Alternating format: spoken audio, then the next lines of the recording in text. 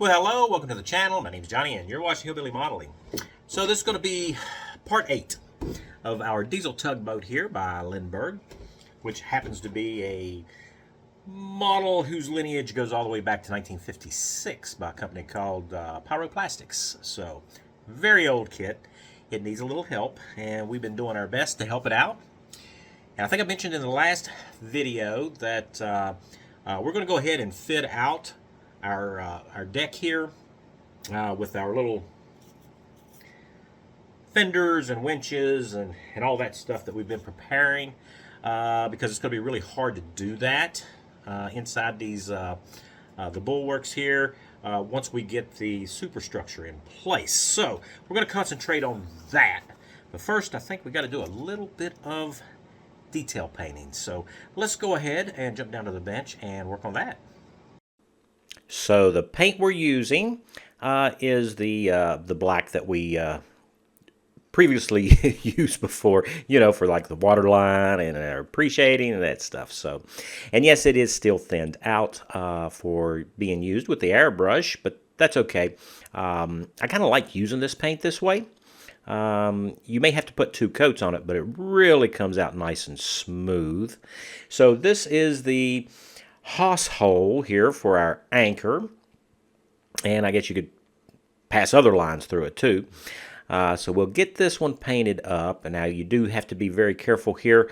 We need to get that inside where we drilled it out and fitted it to kind of get that paint up inside there as well.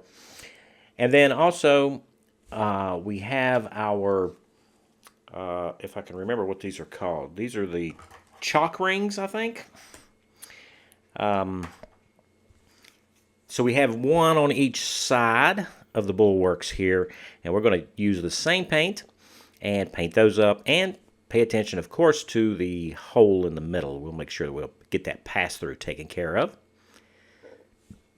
So when we painted up our bits here, we did put numbers on them.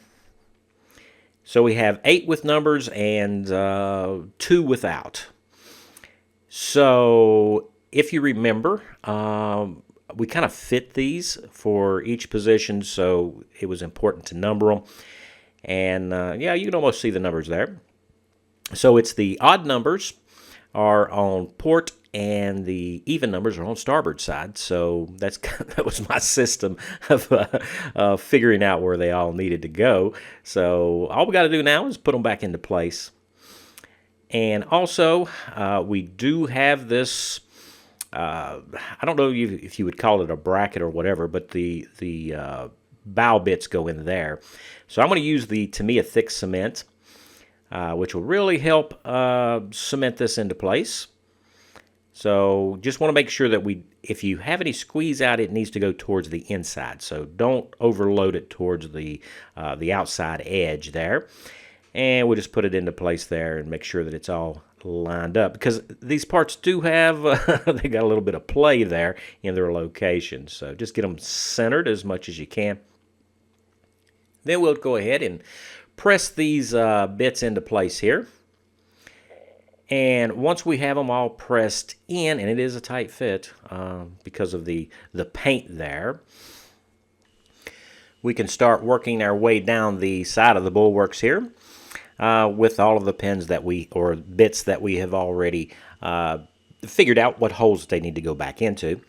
So we'll just put a little bit of the Tamiya thick cement there on the very bottoms of them. And remember now, we had to extend the lengths of these because the kit molded part by itself was too short to reach the deck. So now that it reaches the deck, we're in good shape there. And we'll just press it down. Now you don't want to use too much cement on the ends of them because if you do, you'll have a lot of squeeze out and then you're going to have to worry about covering that up. So we're just going to put just enough to get everything kind of locked into place there. And yeah, that looks pretty good. So now with that done, we do need to go back, and I'm going to use the Tamiya Extra Thin here and just touch it to the bow bits here. And then we'll also go down the side of the bulwarks, and because there's a little bit of play, up here at the top of the pins in some areas, so we're just going to make sure everything is cemented up nice and solid for us. So now we're going to use a little bit of medium CA glue, and this is for our cleats. Yeah, I think that's what they're called. I think they're cleats. So the one that goes up on the bow, it actually sits up on that ridge. Originally, I thought that it set down into the little recessed area there, but it's kind of sitting up on a box there. So that's okay. We just need to make sure we line it up very well because that medium CA glue will stick really quick. And then we have 2 additional cleats that go on the aft section, on the top rail of the bulwarks there. And we're just going to use, the instructions really doesn't show us exactly where they go, so I'm just using the pictures off the box, and that kind of helps me to get the location for these. So we have these 2 to do, and we will cement both of them up. So next I think we're going to kind of work on the fenders that hang off the top rail there down the side of the bulwarks on our tug. So we're going to use some Tamiya masking tape here to kind of designate the area right in between the cleats that we actually installed that were not kit parts back during the build process, because we're going to be tying off our fenders to those. So I figured it would be a good idea to go ahead and mark all that off. And as you can see here, somehow I missed, I kind of messed up when I put the cleats in. and that's okay, because that's definitely not my first mistake ever. So we could either move that one cleat or just make a new one to put on down from it. And I think I'll just go ahead and make up a new one. So we need to prep the surface there, kind of scrape away a little bit of the paint there, get down to that white plastic so that our Tamiya Extra Thin will grab hold. And then we're just going to use some fine rod there to make a new cleat, just like we did in the previous cleats that we made. And we'll just cement that into place there. Being careful about our alignment, and obviously with the masking tape in the wrong place, we know where not to put it. So yeah, we'll get this cemented back in, let that dry a little bit, and then we'll come back in with our the color gray that we have mixed up for the airbrush that we use to spray the hull. So yeah, we'll just have to paint that up. So let's go ahead and take a look at these locations here for our fenders that's going to hang over the side. So you can kind of see where that's going to be positioned, but you can imagine, well, it's not going to slide back and forth. It's going to pivot. Yeah, kind of like that right there. Pivoting back and forth, which is going to cause some paint damage. So there's going to be some scrubbing along this area and along the top rail, and then the little fender rib as well. So we need to make us up a chipping color. So we're going to use the same rainy day gray that we used as the base color for our hull paint, along with a drop of white to make up our chipping color. So I'm just using a little stainless steel pan here to mix that up. We don't need very much. A little bit goes a long way. And as you can see there, it's just a little bit of white. And we're going to mix that up really good here to make sure that it's not kind of streaky. And then I'm just going to put a little splash of this Vallejo airbrush paint thinner, because these craft paints can be a little thick, a little on the thick side there, so we'll thin it out. That way it behaves itself and it's easier to apply, and we can get the right textured look that we're going to go for with our chipping. So we're going to need a little bit of water and some earbuds or Q-tips set aside here, and that's just for mistakes. This being a water-based paint, we can quickly clean it up with one of those cotton buds before it dries. And then for applying it, we're going to just be using this little sharp pointy brush here. I don't know if it's sharp, but it's pointy, so we're going to use that. So I'm just going to kind of figure out here along the top rail. Yeah, we're going to have some lines that's going to go across the top rail. So we're going to have to kind of chip that a little bit, because you can imagine those ropes are going to be scrubbing back and forth there. Now on our gunnel, which is the major reinforcing rib around the top deck there, that's going to get some rubbing on it too.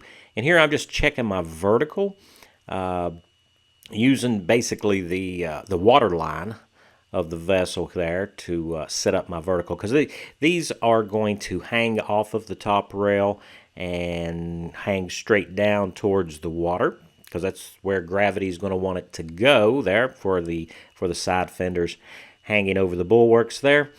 So we kind of know that the waves in the water is going to push those back, so we'll just have to kind of add those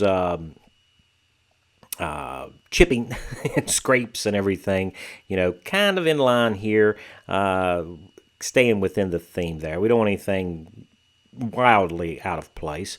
And you can use the same color, of course, to add other little imperfections into the paint down the side to make it more used. And as you can see right here, we have the wear marks on the top rail, then on the gunnel, and then on that fender rail underneath. And of course that fender is going to hang right there in the center of it. So when it comes to the large bits that most of the hawsers and ropes and tie-ups and everything is going to be on, of course that's going to be some scraping there. And then we're also going to pay attention to the areas such as these hawse holes, I believe they're called. This is where the chain passes through for our anchor. And as you can imagine, it's probably going to get beat up a little bit. So we're going to go ahead and add in some wire marks there. And you can imagine that whenever you haul an anchor up, they're not going to play well. So it's gonna hit the hull and kind of knock the paint off here and there and make scratches and what have you. So we'll go ahead and scratch it up there too. Kind of give it just a little bit more life here. But then again, if there's a little bit too much life, that's what we got that earbud and that water for. We can just go ahead and kind of erase that. Just like that. And we can go at it again and put whatever else we want on it. So now we need to make up a chipping color for the below the waterline color, and that's the basil green. So this is the exact same thing that we did with our gray. We'll just put out a little green here, put a dot of white in it there. That will lighten that tone, making our chipping color. And of course we will mix this up the exact same way that we mixed up the gray, just making sure that the colors are well blended together here to give us our really pale green. And then we'll also put a splash of that airbrush thinner in it, or you can just use water, either way, just to thin it out a little bit, make it easier to work with. Alright, so in order to paint the bottom of the hull, our tugboat is capsized. No, I'm just joking. No, I think it would be just much easier to do our scratches and our linear lines here if the vessel's upside down. And we can kind of use the water line there as a guide for us. You don't have to, of course, but kind of keep things moving in the right direction here. You can imagine that tugboats get up against quite a few things, and they're going to leave some marks underneath the water line. So with this lightened basil green chipping color, we're going to do our best to simulate a few of that damaged paint look there. And it's perfectly fine to get a little bit of this chipping color and the gray as well onto our water line, because you wouldn't expect that to be absolutely pristine if if the side of the vessel's a little worn. So I just want you to take a look here. I do have some, well, we'll call them rope burns, but these are where the hawser lines are going to come towards our deck winch here. And for towing barges and sea barges and vessels and ships and stuff like that. So I kind of want those lines to kind of make sense. And just using my paintbrush here, showing you how those scratches kind of line up, where the ropes are tied up. So that's kind of the effect we got there, because I know I didn't show me doing those around the bits and then over the fantail. So those are our tips that we have managed to get on. All right, so we're going to switch it up just a little bit here. Now this is our towing machine, better known as a winch in most other circles. So we have two drums. We have a small drum and a larger drum. I think the smaller drum is a working winch. So I've chosen this thread here to use. I was going to use gray, but it's just not going to show up. So we're going to use this color here. And this is a polyester thread. As you can see there, it's made in Romania, which is unusual. Most of the time here in the U.S., you get stuff that's made in China. So we have an international effort going on here with our towing machine. And then when it comes to the larger drum, that's where our hawser line's going to go. And I've chosen a larger line. Now, I don't particularly like the color of this, but that's okay. We can always change the color of it. So this is a cotton type thread, a little bit larger line there. Just in case you want to know exactly what I'm using, this is it. So in order to secure our line to our drum on our winch, we're going to use CA glue for that. Of course, I'm going to go ahead and trim off the end of it here, get rid of that little frayed piece. And we'll just apply a little bit of CA glue there, just over to one side. And we'll press our thread right down onto the CA glue there. We want to make sure that we don't have any odd angles there. I'm going to smash it down a little bit there, so when we roll our line up over top of it, we don't have a big problem with it not conforming to the circumference of the center spindle there on the drum. Now this is going to take a while to do, so I'll go ahead and do that. And as you can see here, we have our line rolled up on there. Just put as much of the thread on there as you would like. And then we're going to use our CA glue again here to secure the line. Now, I did do this a couple of times during the winding process so that it wouldn't unspool on me. And then we're going to want to make sure that we leave us plenty of line to work with later when we get ready to secure the line to the winch. And next up, we have our hawser line. Now, as you can notice, that I did roll or invert some tape inside out so that I don't have to hold the winch and trying to spool this line up at the same time. So we're going to glue our hawser line on just like we did before. So this is all the line kind of rolled up on the large drum here. And I'm going to secure it the same way I did the other one. Now I know maybe it's not supposed to be on this drum until you get ready to tow a ship or a barge or whatever, but I just think that it looks better if we have line on there. And you can see how easy this is to kind of roll up and kind of get it wherever we want. Put as much of the line on as you like, kind of up to taste. But we are going to leave some longer leads here. I'm thinking maybe for our hawser line it would be nice to have a coil sitting on the deck there of it. So with our line secure, I think we need to flip our winch around here, or our towing machine, so that we can play with this long lead that I want to have on the hawser.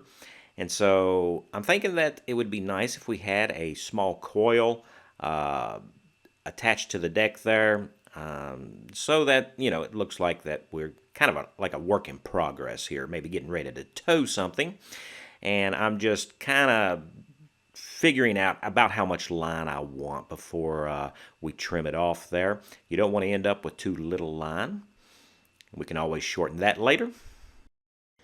Now I think the next thing we need to do is use this right here. This is that polished metal modeling pigment by MIG. And it works really good. We're going to be using these silicone brushes here to apply it. And I got two different shapes here that I think is going to really help us get a little bit of pinpoint accuracy here. As you can imagine, with the hawsers and the winch lines coming around the edge of these drums here, the paint would be kind of polished off, and we'd probably have a nice shiny surface there.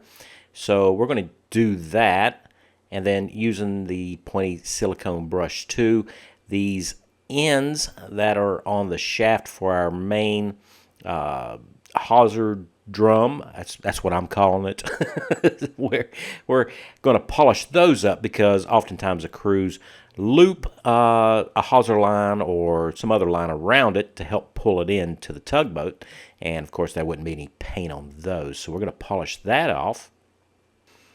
And of course the outside rim of that would be probably pretty shiny too, because you've got the lines being pulled up over top of these and then back off. So and these things are constantly spinning when it's in that mode. So yeah, that would be nice and shiny.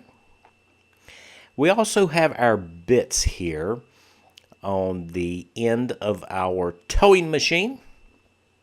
Now, as you can imagine, lines being pulled in and out.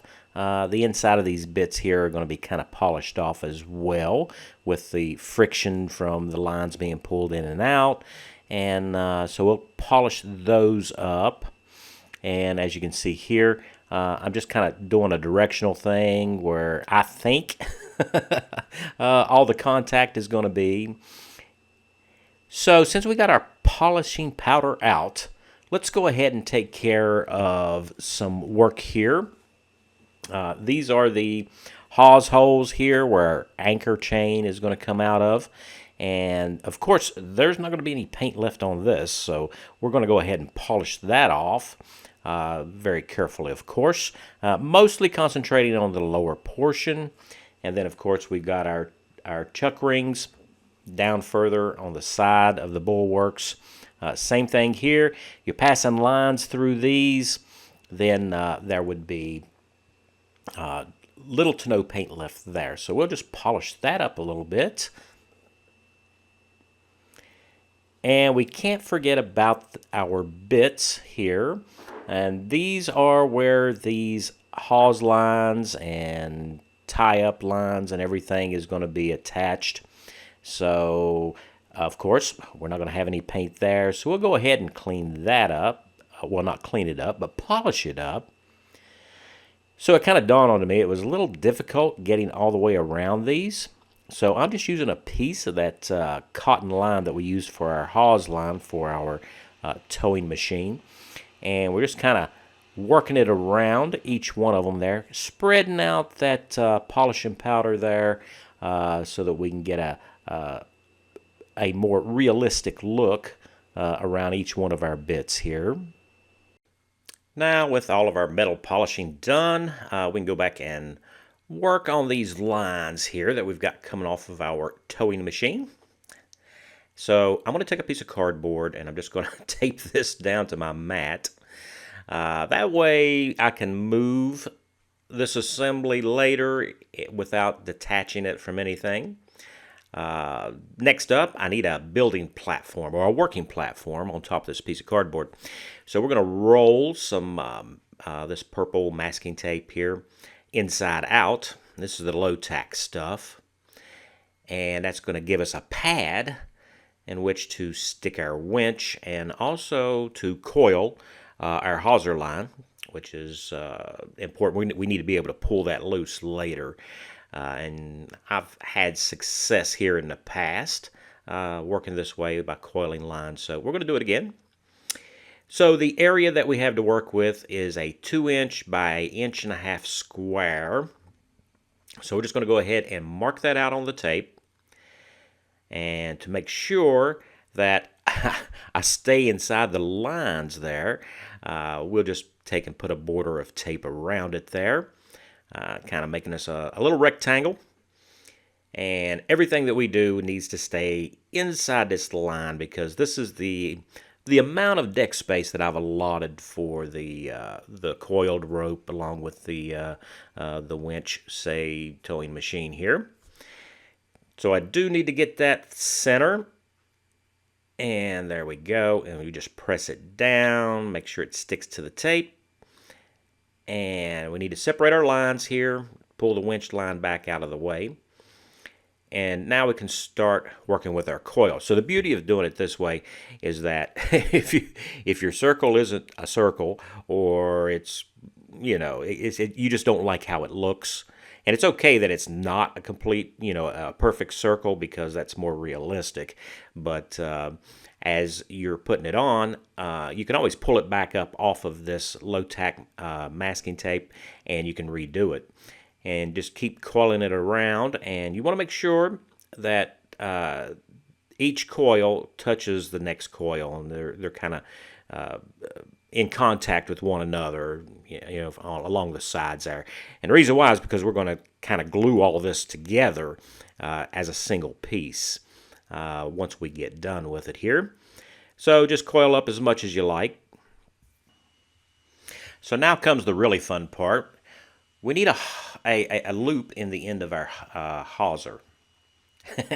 So what I'm going to do is I'm just going to tape down some of these self-gripping tweezers here. And we're going to be removing them later, so it doesn't matter if you're taping them to the mat or to the cardboard or whatever. Just need something to kind of help me hold the line here. And then I'm going to take a second pair of tweezers and do the same thing right beside it there. And with that done, we're going to have to use some CA glue to kind of get us a loop. So I'm going to put just a little bit of CA glue here on our line. Now this is a cotton line, and it is going to absorb our medium CA glue pretty quick. So we have to be kind of fast here and get those lines, kind of squeeze them together there, and get it to take hold, which is not that big of a deal. We just need it to stay in place while we kind of cinch up the line. I think that's what it's called. Is that called cinching? One of you Navy guys are going to know what it's called. So this is what I'm going to use here, which is a black nylon, and it's real thin nylon thread here. And we're going to wrap right around where we've got our lines coming together to make the loop. So first off, we'll do I think it's called a half hitch knot, and kind of pull it down there. And then the real fun begins. And this is the reason why we have the tweezers kind of trying to hold our line for us, because we're going to have to manipulate this piece of black thread here around and around our hawser here to kind of get this cinching done. I think it's called cinching. I'm not sure, but anyway, we're just going to go ahead and make sure that that little half hitch doesn't slip on us there, and then we can start the process of wrapping. And as you can see, it can be just a little bit tedious. So after I get a couple of coils around it there, I will just take and put a little bit of CA glue on it and just keep moving so that it doesn't unravel on me. Might not be the best looking rope work, but you got to start somewhere. So we've got plenty of line too. If we totally, hose the hawser here, we can always, cut that little bit off and try again. So we got plenty of line to play with here. Now, once we get this bound a little bit of a distance there, it's not very much. I don't know. It's less than a 1/4 inch. So just use a little bit of CA glue, and that will terminate the end of that black thread there. Just kind of push it down and make sure that it's not sticking up. So there is a way to terminate that in real life, but this is so small, I don't think anybody's going to notice. So it doesn't look too terribly bad. So we're going to kind of go with it here. So we're just going to have to remove our self-gripping tweezers, get those out of the way, and then at that point we need to trim off the part of the hawser line there that we have turned back on itself there. That little tail that's sticking out there. So I'm going to get in really close. And hopefully I don't cut my loop off. That would be bad.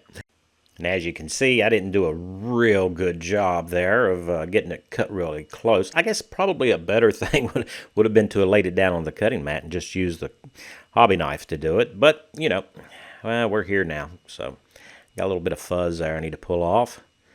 All right, so I think that's going to work. So now we can just go ahead and finish coiling it up.